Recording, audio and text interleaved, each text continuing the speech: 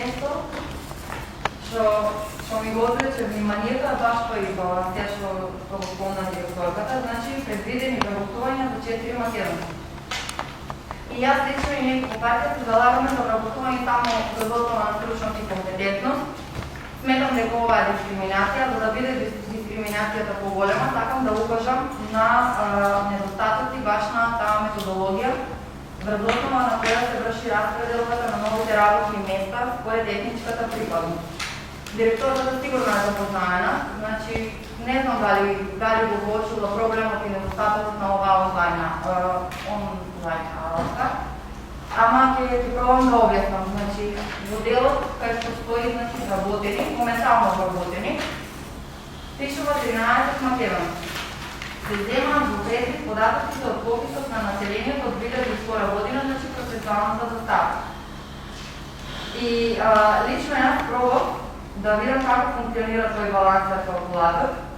При промена на бројката, значи на моментално вработени, калкулаторот воопшто не дава промени кај лицата кои што се вработуваат од етничката припадност. Што значи дека и на моментално 1000 вработени хипотетички во детската градинка Весели Светови, со тој калкулатор сите наредни вработувања до 11-тото ќе ги дава за македонци.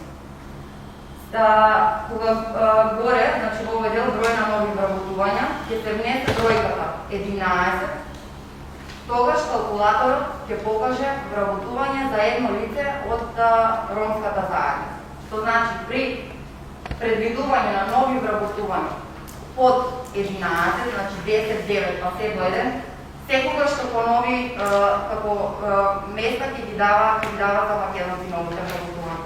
Јас лично сметам дека ова е недостаток на оваа алатка што е содржана во методологијата. Тоа треба да се промени, за да не се доведеме во ситуација во јавните институции да ги правиме тактички, значи етнички чисти и да се вработуваат, пример, овде во Делчево се македонци, во некои други средини, пример, Струга, Тетово, не знам, се албанци. Пример, ќе ја земам македонска каменица. Во македонска каменица следна наредна етничка заедница, по доминантност е српската заедница. Таму во јавните институции, според тој балансен калкулатор, значи треба најмногу да се отворат 73 работни места за да влезе еден србин. Тука исто.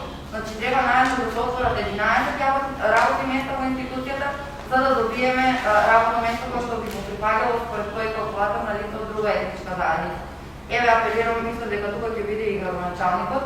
Сакам да апелирам да го извести Министерството за информатичко општество и администрација за овој недостаток на оваа онлайн алатка, се со цел за некој нареден пат, следен период во иднина, да не се доведеме во ситуација да го дискутираме овде начелото на правичност, како што беаме, значи не може оваа онлайн алатка не дозволува оваа начело да се применува во целост. Благодарам.